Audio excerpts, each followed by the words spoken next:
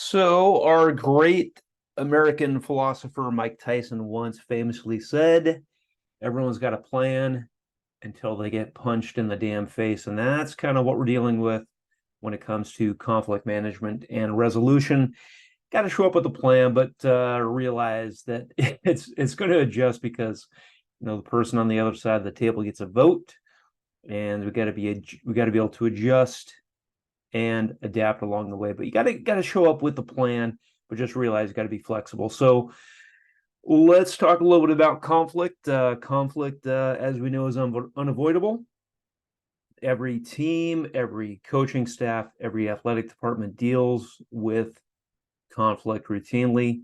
We all come from different backgrounds. We have different communication styles. So the healthy approach is really to accept that conflict on the coaching staff is going to be inevitable. We got to communicate this fact early and often to staff, to the parents, to the players, to the athletic director. And we also want to communicate that conflict provides opportunities for growth when channeled properly. It's kind of that woo-woo approach, but it really conflict is going to happen. So we got to find a way to make it as constructive as possible. So the first thing to keep in mind when an issue comes up is it actually conflict? Sometimes it's disguised a little bit. We're all busy with work, family, and coaching, so it's easy to confuse a simple misunderstanding or a difference of opinion with conflict. So sometimes a simple misunderstanding, such as coaching roles, looks a lot like conflict due to unclear communication. We're busy, we're frustrated, we don't communicate clearly, and we have something comes up, looks like conflict, but it's just a simple misunderstanding. We didn't communicate clearly. So we got to ask clarifying questions when the issues come up to determine if there really is conflict or if it's just a misunderstanding.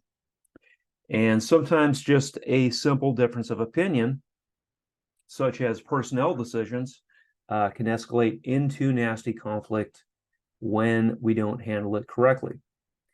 So whenever possible, when this stuff comes up, we want to have difficult conversations in person or at least by phone or by Zoom.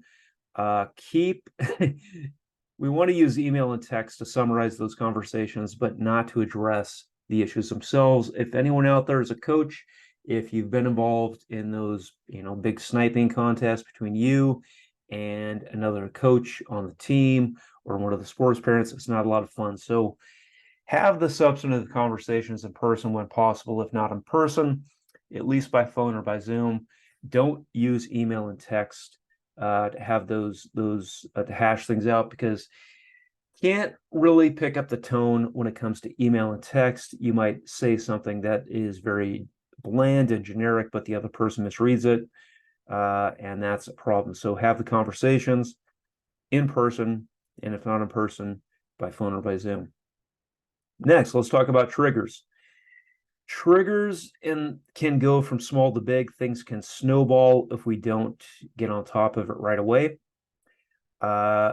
If we allow what seems like a small problem to us to go unchecked, they can escalate and creep into other areas of the relationship.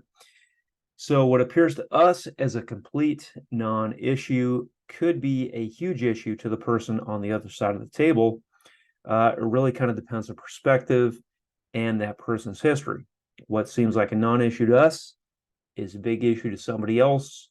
What's a non-issue to them could be a big issue to us. And this also kind of ties back into what we talked about with negotiations, where we got to understand what the person's position is and what their interests are as well. So we got to ask questions to discover why this issue is important to the other person. What's their interests? So an example for that is the athletic director. He or she goes ballistic on you for canceling a meeting at the last minute, and they may have unresolved issues with a prior coach. That prior coach, before you showed up, was canceling meetings left and right and showed a complete lack of respect for the AD. So the AD doesn't really have an issue with you canceling that meeting at the last minute, but it's an unresolved issue from a prior coach. So based on that history, based on that perspective, the athletic director's position is you got to meet a 24-hour notice requirement to cancel those meetings. And the interest behind that position is that the AD just wants to feel valued and respected, as we all do. All right, so we talked about, is it conflict, or is it just a misunderstanding, or is it just a difference of opinion? We talked about the triggers. Next, we got to talk about knowing the options, and you may not get to a resolution when these conflicts come up. It's not a magic formula. We follow these programs. We've got a framework. It just gives us a fighting chance, but you just may not get to a resolution. So we got to know the options. Got to know the best alternative to a negotiated agreement, BATNA. Got to know the worst alternative to a negotiated agreement. And then also importantly, we got to know the most realistic alternative to a negotiated agreement. Again, no magic formula. Show up with a plan. Going to get punched in the face, and just think through. This may not go to a positive resolution. What are going to be the alternatives if we don't get this issue fixed? So you got to understand those options in lieu of reaching an agreement. As an example, after a tough season, you're the head coach, and the athletic director expects you to fire both the offensive and defensive coordinators, and you had made promises to both these dudes that you're going to bring them in, coach them up, give them the skill sets so they can go off and get a head coaching job down the road, and things did not go well. So the AD wants to fire both the offensive and defensive coordinators. You, however, want to retain them and develop them, and your decision going into this meeting with the AD, this decision may cost you your head coaching job if you keep both coordinators. So you got to kind of think through this stuff. All right, what are going to be the alternatives if you don't fire the coordinators? You might get fired yourself. So you got to work through the best, the worst, and the most reasonable alternatives to a negotiated agreement. Think that through, assess the pros and cons of the options available, and you got to be realistic about the impact of those options. All right, so we have talked about negotiations, we have talked about conflict management, and coming up tomorrow is going to be persuasion.